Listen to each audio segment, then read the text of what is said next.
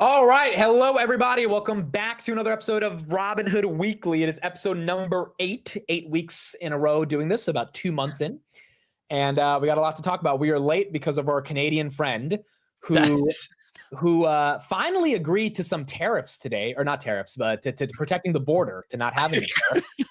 So thank you for capitulating like the Mexicans. You guys, it was a pretty easy negotiation. I'm not gonna lie here, but yeah, thanks for being late, Tanner. Talking on behalf of every Canadian, I don't know if he's frozen or if he's just doing his best impression of it. Wait, can you guys hear me? Yeah, I know. He's okay. Pretty still. So what's it called?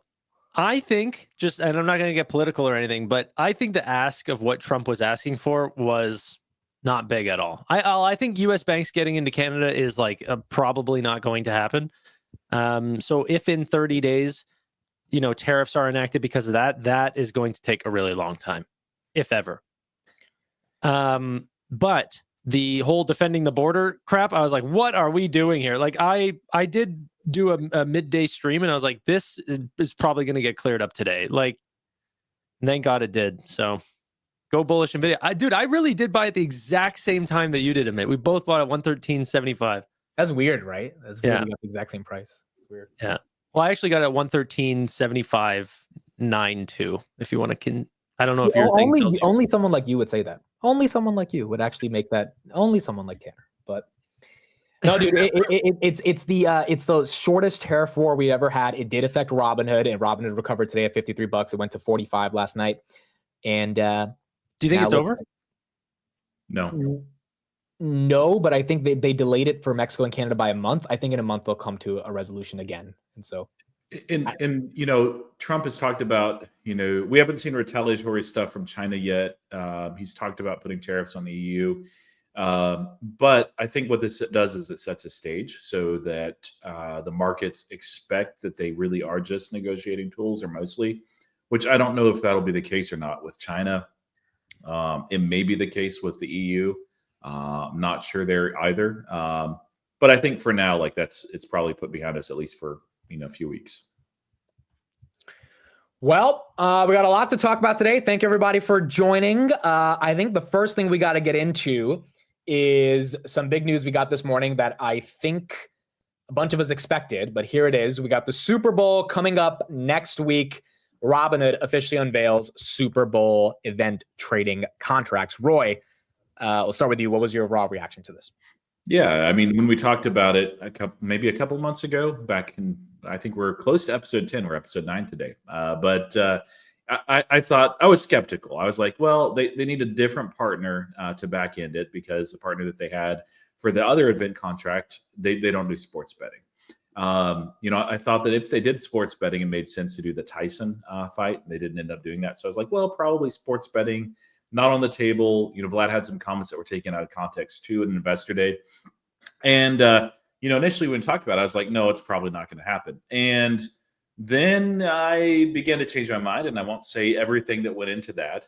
But no, I think that this is really interesting. We'll have to see. I don't think it'll have quite the traction as the election betting, just because there's a lot of different services on that. But sure, no, I think that this is fine. This is good. I don't see it in my app yet, but the nice thing about this is, so the election betting, I don't know that they'll do that on an annual basis, just because the presidential election is really the most important, has a focus.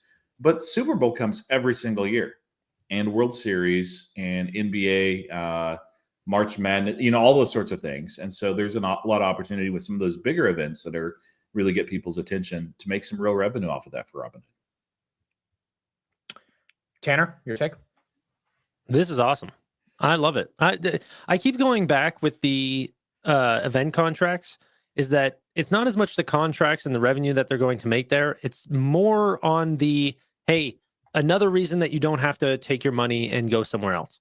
And so if you can spend there, if you can pay your bills at Robinhood, if you can invest there, if you can have fun there with your money, like what a lot of people do with betting and taking those off to different apps like DraftKings or Kalshi or something like this. And we'll explain the partnership of Robinhood's Super Bowl contracts, which is Kalshi, but there's so much more that they're going to do here. And I just love not only the event contract, but the fact that people are not going to have to take their money off for just another reason.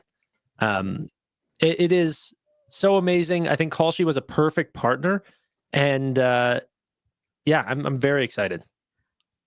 So Kalshi means that we are going to be sharing the spread of the revenue of each contract based on how they negotiated the deal. Maybe there is no spread that they have to share with because they're bringing Kalshi all this distribution. But what do you guys think about that? Why do you think we partnered with Kalshi on this one? We had to share the spread with Forecast Exchange before. Now we're sharing the spread with Kalshi. I don't see how it's different. Yeah. And could Robinhood build something, eventually that does what this does? Probably, but it'll take time. They've intentionally kept their workforce very concentrated, and that's a pretty different type of product than they have built out before. So the interface is really nice and slick. I'm assuming it's the same thing as the other elections betting, but that takes time. And what they wanted to do is just grab the bull by the horns while it's running, and so here we are. This was the company that we were dealing with previously. I guess previously, because we don't have any event contracts running right now with them, but this is how we got the election betting software up and running. And I suspect that they will continue to do more with them in the future, right? You have all these things that I actually think run very in tandem with the products that like you're already in, like stocks and options and everything. Why not bet on Fed funds rates, initial job claims, all these different things. So I have a question. If we made a cent per contract, that means we shared the $5 million we made with this company on elections, is what you're saying? That's my understanding. So we made 50 cents theoretically. Well, it might not be 50-50. I don't know what the split is. I'm sure they're not doing it for free. No, I don't know about Kalshi. I looked at the elections betting, and the 5 million was the 5 million for Robinhood. They made, I can't remember how they worked it out. Maybe it was the spread between the rates or something like that. But but we made 1 cent of profit for each of revenue for each one. And I think one went to the other exchange, and maybe that might be what they're doing with Kalshi here too. Yeah, maybe then they're charging more than 1 cent. Yeah. So if you say Robinhood walks out with more than 1 cent, then that's probably the same thing on the Super Bowl side. Yeah. I guess they're admitting Kalshi has built a really good back end, better than the other partner they used, and they'd rather work with. Kalshi also has way more liquidity, I would imagine, right? And so that's probably where the partnership came from, which I think makes sense at the end. In all due respect to Tanner, but you're a nerd, and you like those like job. That was so aggressive, bro. We're supposed to hate Canada now, I think. All right? No, I'm just kidding. No, it's over, man. Yeah, You're bringing all the morning drama into the late night show. Friends, love you, Tanner. You're awesome. Not to be mean, but you're a piece of shit. That's how I interpret it. But the reality only this morning, whenever you're sending me hate mail, was I understanding. So the event contracts, if they were all about like jobless claims and stuff, I mean, a few people would use that, but that's not going to get a lot of traction. I agree. And so, Kalshi, they're actually able to offer things that people are interested in a lot more so. I don't know. I think they're different audiences, right? You get people that are betting on stocks. I think they probably have something to say about CPI and stuff like this as well. Yeah. Sorry, what's this?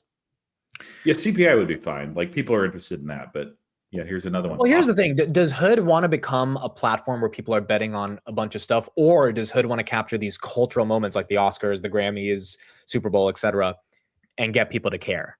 Because I think Kalshi definitely wants to be like bet on the weather tomorrow, but I don't think Hood wants to be that, right? Like, yeah, that's how they're going after. I think that the cultural moments are exciting, but why not have the CPI ones run full time? It depends if Hood wants to be a legit betting market platform, right? I don't see why they wouldn't one want concern to. with, and the reason why I initially didn't think that they're going to do sports betting is just there's an additional level of scrutiny and regulation. And I don't know if they kind of get past that by partnering with Kalshi. That might be one of the other reasons why they're doing that. So it may also limit what they're able or willing to do. And it seems like they're at least dipping their toe in the water. So we'll see. Yeah. Either way, it's very exciting. And by the way, we didn't even talk last week about another derivatives product that they've been working on. Amit? Which is what? Futures. Well, if it wasn't live on Monday, but yeah. Okay, so let's talk about that. Futures. What's your take, Tanner, now the futures are up? Unfreaking believable. This is a very high take rate product. Mixes very well with margin accounts. I think that lined up well with them offering 2% for people that brought over $10,000 or more of margin. Which also lines up very well with a very long list of futures contracts. But yeah, I think that this is just another one of their plans of, okay, offering more and more products that, by the way, are all profitable. There's no Costco chicken here, no loss leaders. All of them are profitable and standalone, including the credit card. They made that very clear during the investor day. And I think that they could have a real options effect with what they did with options. A lot of people looked at the total addressable market there and then realized after Robinhood got their hands on options and their user base really took over, the total addressable market skyrocketed. And I think that futures could become much more popular. It's already a very big product, by the way, 24/7, 24/5, and tons of liquidity there. And obviously a lot of money that goes towards Robinhood. They're lowering the fees, but people need to realize that the fees are also not all them, and that the fees are still going to be high because there's a lot of regulatory fees and other market makers there. But yeah, really cool product. Yeah, CBOE is who they partnered to be able to launch that, and I haven't looked at it, so it's not top of my mind in a little while. But they've mentioned just how much futures are growing on their platform as well. And this is one of those that I'm curious. Like, we see where the market is right now, and it, like everything Tanner said, that's true. But we also know when Robinhood enters a new space like this, like what they did with options, that retail was not using options often and regularly. And you can argue whether or not retail should or what they should do. I like them having access, so I love having access. That's why I'm on the Robinhood platform as well. And with futures, it's not a product that there's some people that are retail that love futures, but a lot of us just avoid it. It is a margin product, so you have to be careful with it. But I'll personally be trying it out just a little bit. But it seems pretty fun. The layout is pretty interesting, and it's another way for somebody to use knowledge that they may not be able to judge whether a stock is great or a company is great, but they're a farmer and they're like, oh yeah, corn's going up. There you go, futures. They want this to be a 9-figure business. So just take what they're already growing at, which all their product lines are growing very fast. And now add in another product line that could potentially be bringing in $100+ million a year. And, whenever they say 9 figures, I don't think they mean the very bottom rung of 9 figures. Well, here's another question. How much futures adoption do you think is actually going to happen when they roll it out? I know certain accounts are getting it, but do you think it can be as big as 150 million options contracts traded every month, every quarter? It's hard to know. Every month, so it's like 400 million every quarter. But do you think it has the potential of getting there? Yeah, I think with things like micro contracts and whatever they're going to do there and expand on allowing for, smaller dollar accounts to still be able to participate, I could see it being very popular. Now, the interesting thing with the micro contracts versus the regular contracts is the fee is the same for Robinhood. They make the same. And I imagine more people that are going to use that, including myself, because I just don't want to have that much cash sitting there or bump my margin amount up beyond the free amount that's allocated, are going to be using the micros. So yeah, I think it'll take a little while to gain traction. There will be some people that try it and they're like, oh, this is terrible. Or I'm bad at this. I have no idea what I'm doing, in which case back away. But, there's some that have wanted this product for a long time.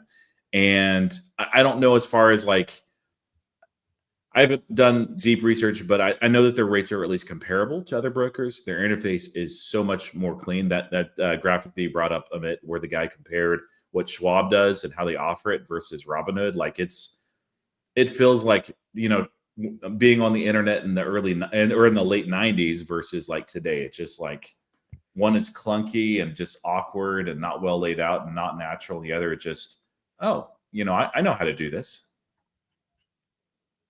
Yeah, Josh right here posted this video of doing the ladder on Hood, and it's smooth. It's very, very smooth. So yeah, the ladder's crazy. I remember watching that. Roy and I were sitting there watching the ladder. I was like, man, this is going to be addictive. Yeah. This is Schwab, by the way. This is Schwab. Sorry. This is Schwab. Yeah. Yeah. If you were like, oh, Hood sucks, look at that. It's like, no, the ladder looks very interesting, which is not this. You'll see it here in a second. Yeah. Oh, look at There you that. go. That's sexy, dude. But it's just drag and drop. So if you want to potentially change your position, like the speed at which they'll allow you to do stuff is unbelievable. Bam. So if you watch him right now, he has, oh, well, that hit pretty quick. But if it's not hitting, you can either potentially drop it closer to where it might actually strike at, or potentially you can change your position. It happens all in an instant. They did a couple of videos on this during the Robinhood summit, but yeah. And then each futures contract, like you can continue to buy, and that screen won't continue to come up asking you to buy. Once you're actually buying them, you can sort of fiddle it until you're done with your session and then close everything out. It's pretty interesting. I think the ladder's genius. I think that this will become very popular.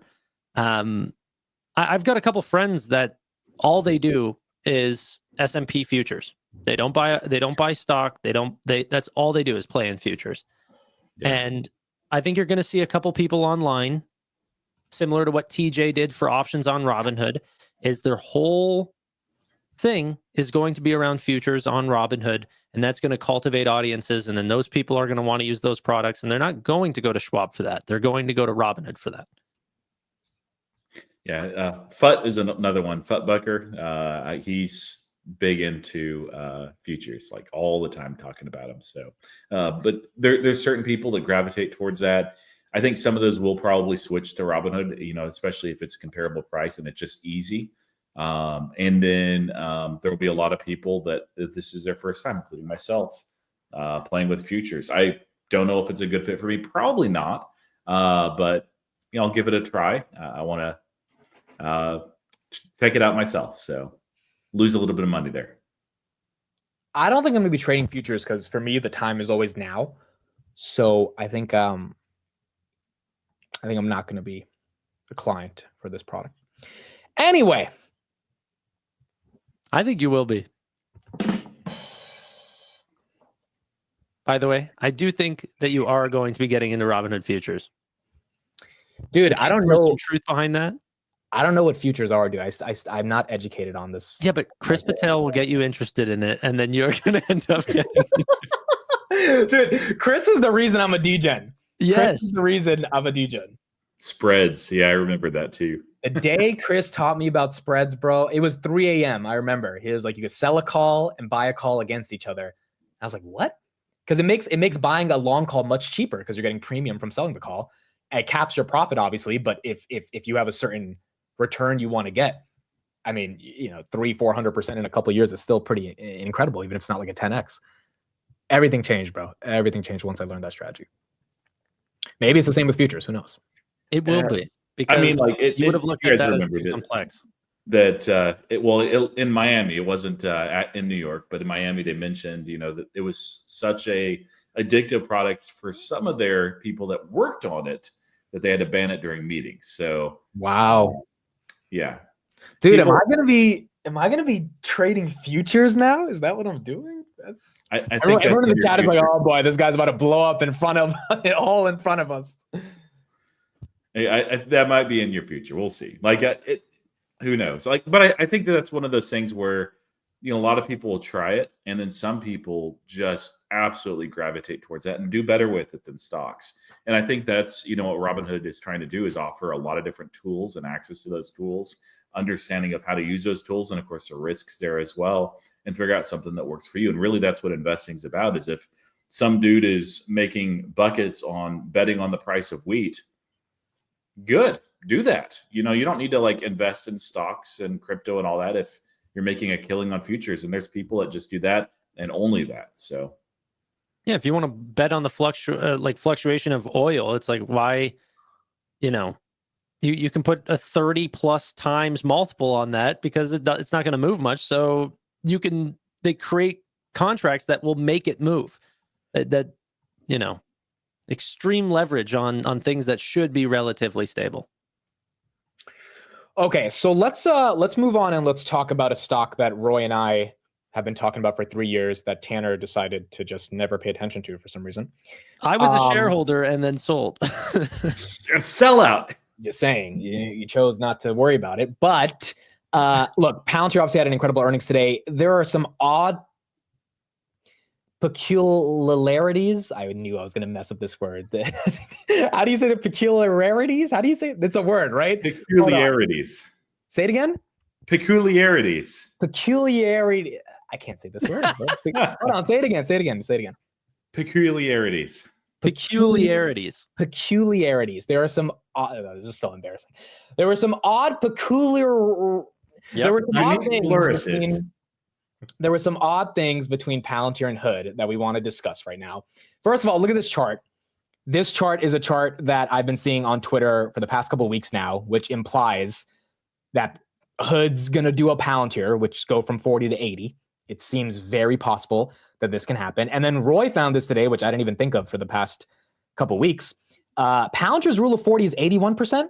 Hood's rule of 40 is 75%, which is exceptional. Yeah, half of that 75% equation last is quarter. year over year total net revenue growth. Yeah, they're gonna look pretty good this quarter. Yeah. So here's the question. I'll start with you, Roy. Can Hood pull a Palantir this year? Yes, I mean they did last year. Like before Palantir earnings, the stock had outperformed Palantir on a 1 year basis, which is shocking because Palantir was the top performer out of the entire S&P 500. We'll maybe get into like some of the similarities between the companies because there's a lot. It's one of the reasons why I'm heavy into Robinhood and very heavy into Palantir. But I think one of those is like Palantir. It's not like the bull case of Robinhood. Don't take it that way, but they're going to get in the S&P 500 this year. Like I have a hard time not seeing that. There's a lot of other companies that I'm interested in and some that I'm holding that I think will in the future. But like Robinhood's happening this year. It may even happen, this next time. Their execution is phenomenal. Well, the one thing that the Palantir earnings told me too. So we had the SARS hit that really impacted their net income for the quarter. So if you look at that, you're like, wow, Palantir earnings sucked. Well, no, they didn't. And this was basically stock grants that were given to employees. Well-deserved. Stock ran really, really high, and it was based on the stock performance. And so that measure of SARS really hit. And as a result, their EPS on the GAAP basis was much lower than you would typically expect for Palantir. The market didn't freaking care. It was like, okay, whatever. We don't care about any of that. Look at this revenue growth. Look at this execution. Look at this story, because I think it's trading not on fundamentals, but a narrative, certainly. Robinhood has received the institution's attention. Unlike Palantir, it is not heavily owned by retail. It's very much an institutional stock. But I mean, we saw it there at Investor Day. They see this. They see the opportunity. They see what the company is doing, and they want more and more and more of it, much like Palantir. And so I think that we'll continue to see a lot of institutional buying. It's still very volatile, but as long as the crypto boom is intact, as long as the bull market is intact, like we're getting a crash every week, that's fantastic for Robinhood. Crash and recovery, oh man, like that. I bet Vlad would love to have that every day. It's like, okay, this is awesome. Well, he did say last Sunday was their second largest overnight session ever, right? Oh, yeah, and I bet today was great too. Last night.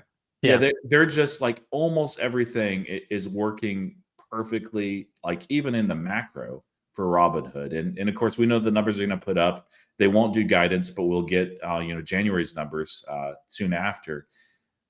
I do think that there's an opportunity for much more coming for Robinhood. People were asking me, like when I was buying it, I sold all my options, bought stocks. I don't have any options in Robinhood right now.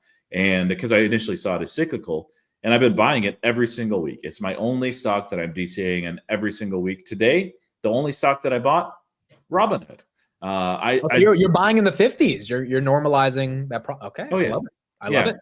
And we'll probably fall back in the 40s, at some point. But that's a beautiful thing about DCAs. I don't have to worry about where the stock is. I'm just like, I'm going to buy this money that I set aside, put that in Robinhood every single week until I get the share count that I want. But I feel like, and people are like, oh man, you're buying like way too high. It was in the 30s not that long. True. That's all very true. But I think that we're going to continue to go up quite a bit more. It wouldn't shock me to see $80 by the end of the year. I mean, it depends on the level of growth, right? And Robinhood's growth is just blown away everyone's expectations. And to add to what Roy was saying, though, I don't actually think that Robinhood is going to have a Palantir moment, going back to the original question. The reason is that I think that although Robinhood's growth, and I'm talking to two Palantir guys, and I'm not being anti-Palantir at all, but Palantir's growth has been much more fundamentally driven. They have, doubled year over year. We're not talking 30% here. We're talking 100%. But I think that the underlying business is much more stable at Palantir. Yeah. The macro can go up or down, and it's really not going to affect their business. They've got government contracts. Those companies are still going to need Palantir regardless, but traders may not need Robinhood. If the market goes down, they may just exit. Now, I don't mean take it to another brokerage, but they don't have to play. And so investors know that. And I don't think that we're going to see that level of a rise just because people know how unstable Robinhood's growth rates can be. Well, Tanner, to push back there for a little bit, why do you think we went from 38 to 53 in the past month? More growth, lots of crypto, and it actually sustaining. But so if that continues, why wouldn't that result in something like a Palantir moment? I mean, it can, but markets would have to just obviously there can be a Palantir moment, but it's going to be fundamentally driven. I don't think that they're going to see a margin expansion that gets crazy. Right. Yeah, I don't think that they're going to see that unbelievable price to sales that other companies can have just based on a story. Right. Yeah. In Robinhood, it's an amazing company. It's excellent. Palantir, I view that, and admit, call me out here if I'm wrong, but I view it as an absolute unicorn, that there are no companies that can do what Palantir does. They just can't. Robinhood, there are other companies that can do what Robinhood does. I don't think as well. I don't think that the execution, the culture, the vision is there, but they can. They have, so there's more competition. It's not going to, I think one of those things is part of what's happening with Palantir is, if somebody wants exposure to a pure AI play and they're like, well, hyperscalers already in that large cap tech, great. Then you got Palantir and nothing. Yeah, there are like Tempest AI and different AI plays, but yeah, Palantir is just, it's very uniquely positioned. And if you want exposure, you own Palantir. Yeah, and Palantir also has a story, right? Like Hood has a great story, but Palantir's story in the AI thematic is just such a unicorn story that, as you said, a lot of people obviously are investing for that story. Even big money's investing for that story. Big money has been investing in Hood, and they get the numbers 2 out of every 3 months, so they kind of know what it's like, Yeah. And one thing that will really impact that growth and also the narrative for Robinhood is when the UK actually becomes real as far as for Robinhood. They don't have options yet. They don't have SIPs. They don't have ISAs. And with those 3 products, when they launch them, I don't know if they'll probably SIPs and ISAs at the same time. Options. I think ISAs are there now. Yeah, no? ISAs are there. ISAs are there. Okay, great. I must have missed that. They have margin and ISAs, but we don't have options yet. Okay, and SIPs are not as big of a deal. ISAs are a big deal. But I'm very, very curious to hear, when they expect that those might come, and they may not know, so that's fine. But if they do know, it'd be great to hear like, hey, in Q2, there we go. But I think that we're going to see a lot of growth from that. And also don't forget the what we talked about last week, which is, the acquisitions that they're doing. One of those, Bitstamp, on the institutional side. If and when the SEC really does, or when all the regulatory tape is cleared and banks can actually offer crypto, I think Robinhood's going to get a lot of institutional business too. Crypto as a service is going to be big. Yeah, one of the things that's most mind-blowing to me for Robinhood is just the total addressable market. Like, they're nowhere near. And like, you're talking about global financial services, let alone just even here. Like people are asking, oh, well, they should add 529 accounts. People are asking for bonds. People are asking for shorting or Forex. Like, there's all of these different revenue streams that don't cannibalize with the other products that they currently have. They're not cannibalistic at all. It's just going to bring up the total asset value per customer, let alone bring in more customers if those products are added. So yeah, very, very excited for Robinhood. Palantir is a very, very big unicorn, especially whenever it comes to the valuation.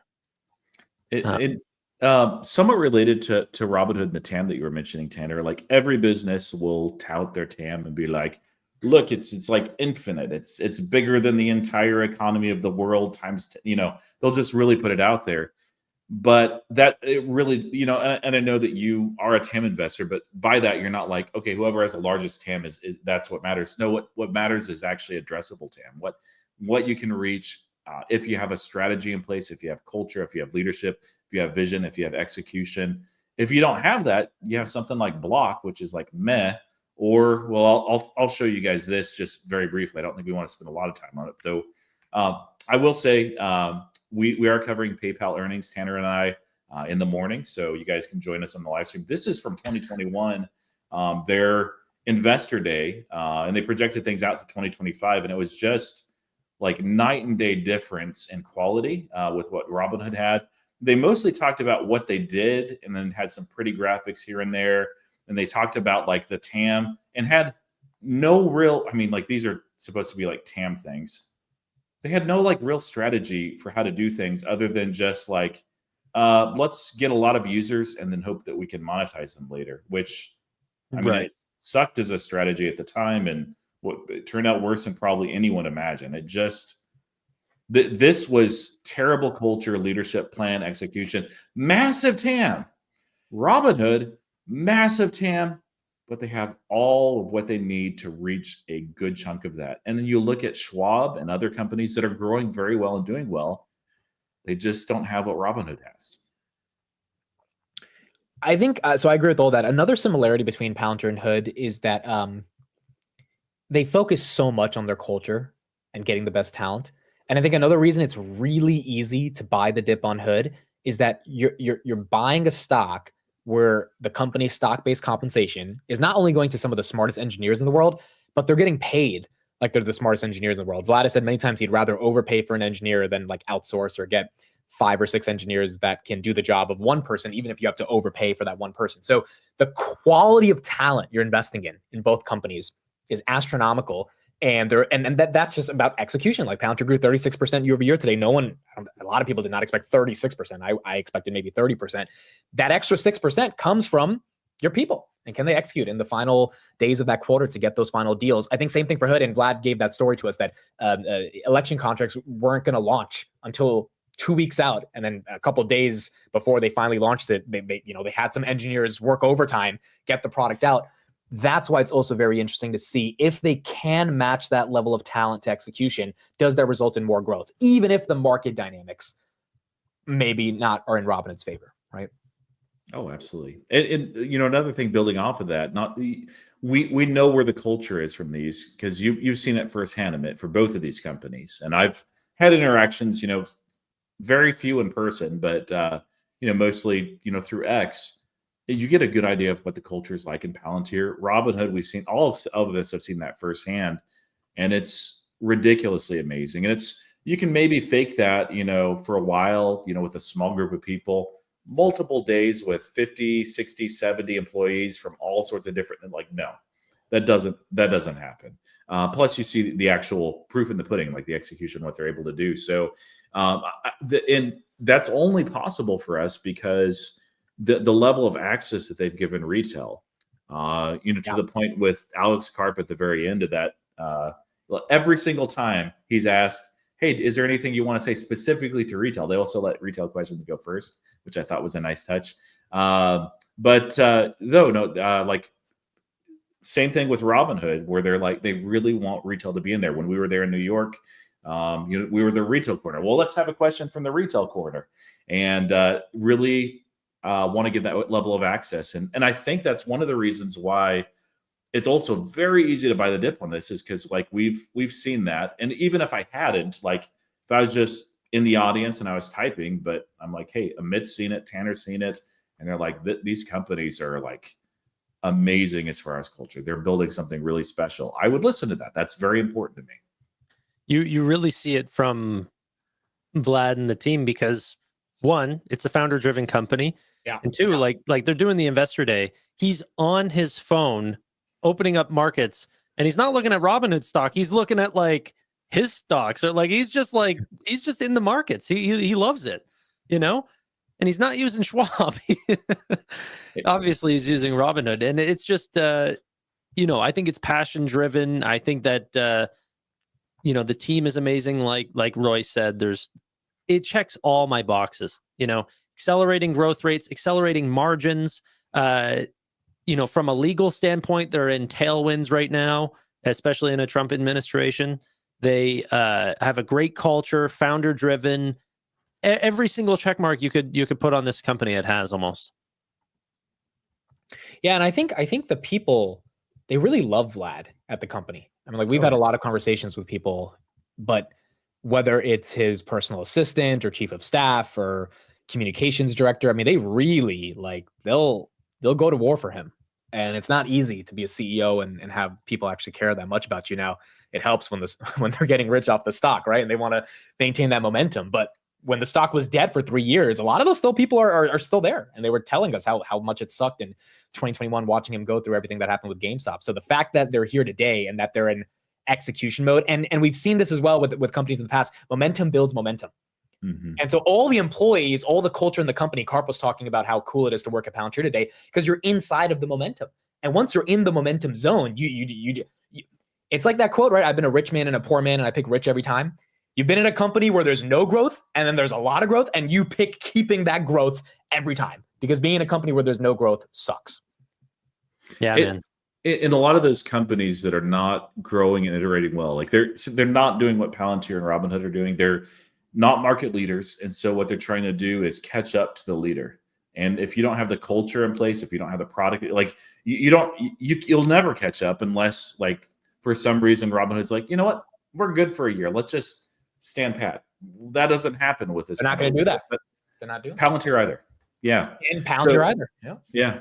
It's so like it's awesome just to be positioned in market leaders. Don't always get it right, especially before the market does, but nice feeling. Yeah. And days like today, by the way, in a Trump administration, I think we're going to get a lot of days of real uncertainty. Oh, yeah. Now, personally, and this is not financial advice at all, I'm extremely optimistic over the next 4 years, even as a Canadian, and that should tell you something. But there's going to be a lot of uncertainty between now and the end of these 4 years. Yeah. He's using executive order a lot more, and then tweeting out, things on Truth or whatever. It's like, man, we've seen it. That's fantastic for Hood. It's not fun for, people that are caught up in that and have uncertainty, but it seems like the uncertainty from Trump is not stopping. This tariff thing was just one example of what we'll see over the next 4 years. But I mean, dude, I kind of feel stupid now, because it's like, it was so obviously a negotiation tactic. And now, less than 24 hours later, it was pretty obvious that he was never really going to go through with this, and he probably won't in the future. If he has more of these moments, regardless of how obvious it seems in hindsight, markets will sell off, right? And then they'll buy, and they'll be back up, and then people will trade that volatility. And it seems like Hood, to your point, Tanner, will benefit off that over the next 4 years. And then in general, if you have a pro-growth environment, they should benefit from that, along with wealth transfer. So it seems like this stock is set for a multi-year run and becoming much bigger than where they are today. Yeah, that's the nice thing, is we may be wrong about, it going to 80 or even higher this year. But, over 5 years, it's hard to see me buying in the 50s as like, oh man, I really regret that. Yeah. Man, think about the way that they're growing all their current services and the gold attach rates, which are higher. The new cohorts that are coming on are attaching at like a 20+% rate. So the total is going to be higher. They said that they're ramping up sales and marketing. So more customers are coming onto the platform faster. And then all the new revenue lines that we have potentially in 2025 that we didn't before. Like, I mean, all like a crazy amount. You're talking, can we even name them off? I bet there's somewhere like near 10 new revenue lines. This In 2025? Yeah. Okay, so we have index options, futures, event contracts. Yep. Credit cards. You have stablecoin stuff now with That's more back end, but yeah. Well, I don't mean that they're going to be posting all of these things, but you have advisory services coming up. You have stablecoin with the global what is it called, Roy? Global dollar? USDG. Yeah, global dollar network. Yeah, USDG that they're partnering with. The advisory services, the crypto custody, institutional clientele. Like, there's just so many. Yeah, I don't know. That's all brand new. Like, that's crazy in the last 12 months and then going into the next 12 months. And it's not like their existing products are like, we'll just kind of forget about them. No, like even little things like, Sherwood Media, like that has been. Dude, I really wish we could know how much money they make off that. They have 40 million subscribers on their newsletter. Oh yeah, man. And like Josh Brown, like he was in a podcast with a few other guys and he called it out. He's like, dude, have you been looking at Sherwood Media? Like, they're impressed with what they're doing. Say Technology is one of those that I think is going to continue to grow very well. It's like one of those genius acquisitions. It just everything's lining up so well. Yeah. And they continue to just, whenever we're not discussing these, they'll put out new options, simulated return products, better UIs, things that just people didn't even realize that they needed, or they were using other third-party services for those products. And they get rolled into Robinhood, and the overall UI gets a little bit better, and the great thing about financial services, especially in the space that they're in, is equities. Although it's not a done or a finished product, like once you start offering every single product and you get it out in 24/5, you kind of get to, maybe they'll get to 24/7 eventually, but after that, it's like, what other innovation do you want in equity? Start moving on to other things. And they're getting ready for every future product that they need to get into. I want to show the clip of Josh Brown actually talking about Hood, because that would this is recently. Yeah, you didn't see it? No, I saw it. Sorry. The Sherwood Media comment was a while ago though, right? Yeah, that was a while ago. And again, they have 40 million subscribers on that. So I would imagine that, plus the website's really good. If people haven't checked it out, Sherwood.news. I mean, they're trying to build like their own modern Bloomberg for Gen Z with charts and graphics and all that stuff. So, I mean, there's a world in which they can find a lot of ways to monetize that, or just use it as an arm for further distribution. Okay, so while I find the clip, let's move on to this topic, and then I'll pull up that clip. Singapore. So we got a new job listing in Robinhood, Senior Product Marketing Manager in Singapore. Roy, I'll give it to you first. Do you think this launches in Singapore, the brokerage, in 2025? Yeah, I think it'll be a launch like the UK. The soft launch. They won't have all the products there right away, and they'll just kind of build into that, just carefully, slowly, over time. I don't know. I do think it'll be faster than the UK. I think that probably each place that they launch, they'll get better and better at what they do. And some of the waiting is regulation. Some of it is also trying to wait and see how those early cohorts are performing. And of course, they want to make sure it goes well too, because this UK launch wasn't the first launch that they did. They had some that were not successful immediately. So But I think this is coming this year. Probably late this year, but we'll see. Yeah, I think it will come this year as well. I think that's what it said on the Investor Day, right? Yeah. I think it'll be second half of this year. They didn't give an exact timeline, to my understanding. I don't know. Maybe I'll check it again, but I think I'll double check it. They purposely left that out, and for good reason. I mean, if they can't launch, right, they don't want to give everyone expectations for that. But obviously, I'm sure they want to launch as quick as possible. Yeah. No, I'm looking forward to it, but I know that if they came to Canada, I wouldn't be jumping at the opportunity to switch. And I think that will probably be similar in a lot of other locations. Like if they went to Brazil, I don't think that they I don't know. I think that there are a lot of homegrown solutions and they need to market there for a bit.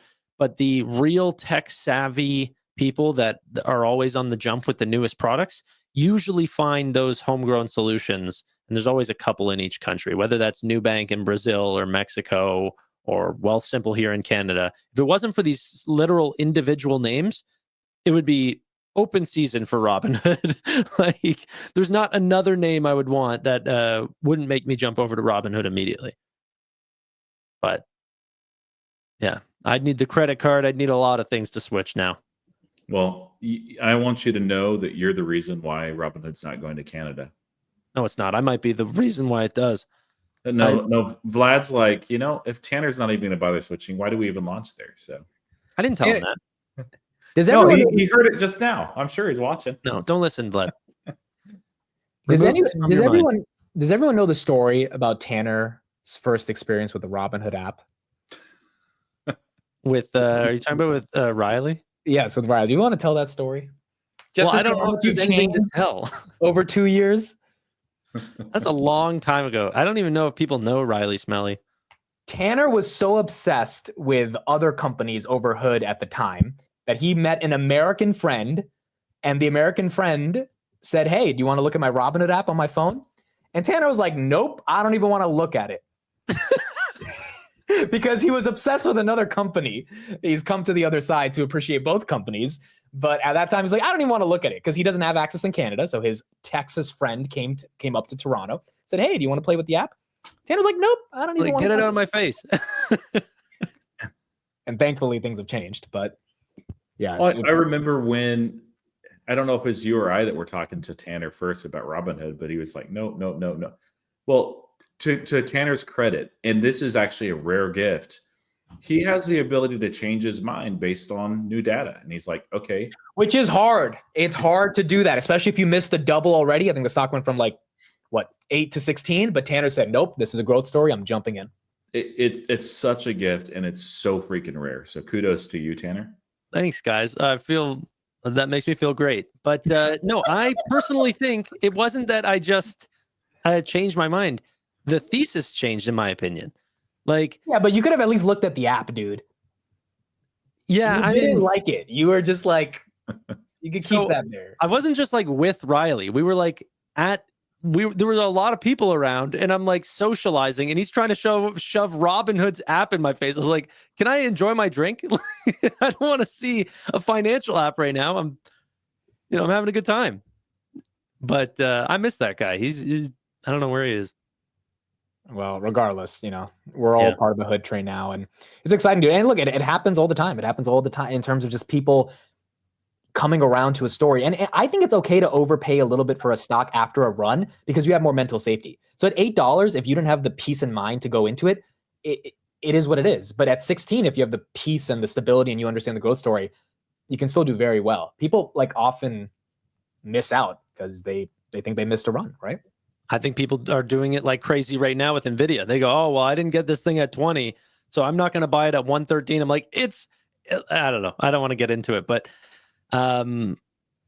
yeah, things can go up in price and be more cheap than what they were whenever they were lower, right? Earnings can change how expensive a company was on its multiple. Yeah. So that's the way that I felt with Robinhood. Even though I missed it, I didn't feel like I missed it because I was looking at it and I didn't like it. And then later on, I don't know. I don't think you missed it at all. $8 is like no one was really paying attention to it. I mean, 16, still no one was paying attention to it. So I think that was the time to jump in. You know, I had a really good friend in my ear telling me to buy for a long time. So I will say I missed it because you were there every week in the SoFi Weekly telling me that I was missing it. But yeah. Here's another person that missed it, Josh Brown. Here's what he had to say about Hood. Unfortunately, I'm an idiot. Is Robinhood. Look at this stock. Yeah, this kind of consolidation is like that's what you want. The stock's going higher. I think this could end the year at 75. You know where I think I sold? I think I sold in early 2024. Like I thought it was breaking out and I bought then and I probably sold on the retest. Good job. Yeah, this company is playing offense. They're making big moves in wealth. They no longer have a gun to their head on the crypto side of the business, which I think is pretty profitable. And stock is going higher. I have very little. I don't personally want to pull the trigger and buy it, but I think it's going to work.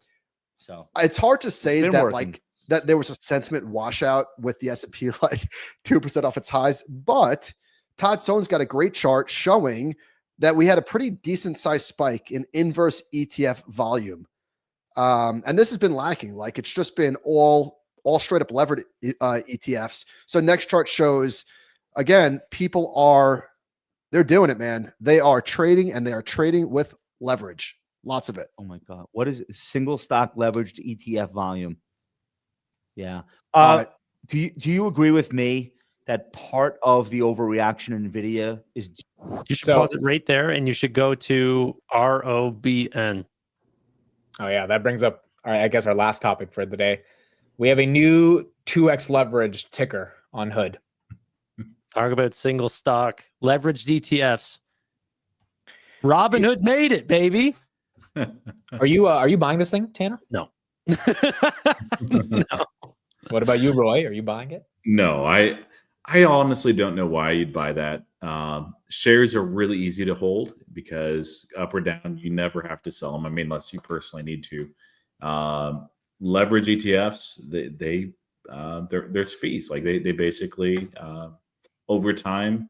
I don't think that over time it'll outperform. Like short term, like you can do it for trading and stuff, but I'd just rather do options at that point. So yeah, they're really not good for long-term holding. But what I think is good for Robinhood, especially over a lot of other single stock ETFs, is there's more catalysts than usual.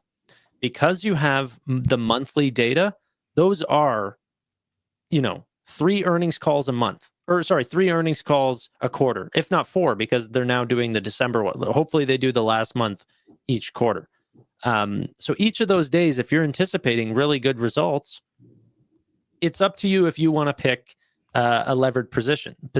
Obviously the risk is much higher. This is not financial advice or anything, but if you have a real high conviction on Robinhood bringing in high daily volumes or high crypto volume, that could be really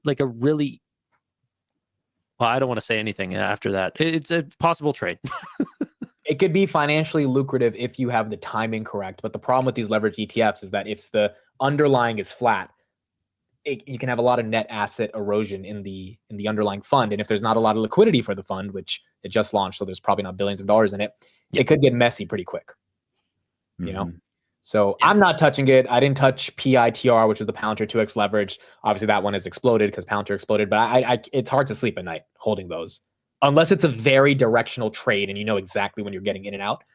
Otherwise, it's a little tough. Yeah, I mean, if this thing existed, which it wouldn't in that kind of environment, but 2 years ago when Robinhood was in single digits, I mean, sure, do that instead of options. That's fine. I'd still prefer to do options, but yeah, it was very clear at that point it was just a matter of time. Of course, Robinhood's exceeded even my wildest expectations, just like Palantir. Can I ask you Americans some questions? Yes. Let's end it off with your Canadian questions to us. Go ahead. All right. So just one more hour here, guys. No, I'm kidding. Sovereign wealth fund. So smart. So smart. Tell me your thoughts. So for those that missed the headline, Trump's doing a sovereign wealth fund via executive order. Saudi Arabia has basically $1 trillion fund. Norway has a $1.8 trillion fund. and it allows the monetization of the United States assets on the balance sheet to be invested in startups, in partnerships, in tech companies, the S&P 500, whatever. And it's such a smart idea because we're the largest economy in the world, highest GDP, and we don't have our own sovereign wealth fund to be able to compound over time. Now, Bill Clinton tried to do this with Social Security back in the 90s. We had $2 trillion at the time. He tried to put it in the S&P 500, and that would be worth close to $10 trillion today if he had done that. Now we have a deficit a deficit by 2032. We're estimated to run out of Social Security or significantly be underwater. And we invested in U.S. Treasuries over the past 25 years instead of the stock market, which obviously would have done very well for Social Security reserve. So this is the first time we're ever doing something like this in the United States. I don't think he has to go through Congress. And if he can do this, then this can be really beneficial for Bitcoin and then obviously for Hood as well. I'm open to it. I have some concerns. So typically, and this is not always the case, the funding for that doesn't come through debt. United States, we're in the hole pretty big, not just the debt, but the deficit as well. And so I do have experience with one of these, though. I was born and raised in Alaska, and we have what's called the permanent fund dividend check. And so most of these, and actually a lot of them are given by oil, are from the proceeds of Saudi Arabia's, for instance, Norway as well, big oil company, Alaska likewise, is you have so much money coming in from tax revenue and businesses using that rather than just spend it like wild people, they instead invest it over time, diversified assets. And the goal of it is always differs from, fund to fund. At least in Alaska, they took the average gains over 5 years, inflation-proofed the fund, and then divided those gains by every Alaska resident and sent out a check. And sometimes that check would be $1,200. Sometimes it was close to $2,000. Trades. You got it right there. I benefit from that for a long, long time, and it was nice. So we don't know two things. We don't know what the sovereign wealth fund will be for the United States. It needs to have a purpose. Its purpose needs to be very clear. If it's just like, hey, the government can spend more now, like that's not good. If we're going to use it to replace something or, even like for future infrastructure projects, that's great. That's fine. The second issue that I have with it is the funding. Like, where is the funding coming from? Is it going to come from some new taxes? I don't love new taxes, so hopefully not. Are some of the trade tariffs going to remain up? And that those tariffs will just fund that instead. But I'd almost just rather see us at least first have a balanced budget, begin to slowly pay back the deficit and unwind that, because it's almost at the point of escape velocity, honestly. And then I wouldn't mind a sovereign wealth fund at that point. Well, I mean, that's a very good point, right? It's like whenever you're trying to give someone financial advice, you kind of tell them to pay down a lot of their important debts before they start getting into investing. Like, don't worry about making money. Worry about not having your money eroded on the other end. Yeah. So it's hard to do both. But what I think is very interesting is, like, America's in a really unique situation. You guys have the best asset managers of all time, and you guys have the best companies of all time. I'm sure they could, obviously they've made, copious amounts of money just through private sectors. But the fact that the government could also be interested in investing as well, I think that's just peanut butter and jelly. Like, that just goes together perfectly. And the fact that they haven't in that sort of degree is crazy to me. And we also have Nancy Pelosi. Yes. Dude, if she manages the fund, change the laws around what's in the sovereign fund. Yeah. Let her run some of these in the money call options with billions of dollars. I mean, I'd vote for it. Dude, yeah. Like, that'll destroy, like, we'll not have a national debt anymore. It's gone. Within 5 years, Nancy just will kill us. No, I think you got to put someone that's old and very wise in there to run it. Like, I mean, Warren's a little too old, but Stanley Druckenmiller. Oh, I love it. Yeah. Oh, man. Peter Lynch, maybe. What? Peter Lynch, if he wants to. No. Nope. No. He doesn't have enough experience. Wait, what's your beef with Peter Lynch? He was an asset manager for 13 years. He's the best. I've got books of his behind. He's an absolute legend, but he's not going to run the sovereign fund. He hasn't been managing money in forever. Yeah, that is true. He retired like before I was born. Wait, so hold on. He managed money for 13 years and then he retired? Yes. Yeah. He managed money at the Magellan Fund for 13 years and averaged a 29% rate. So he's godlike, but he had a very lightning fast career. Why did he quit?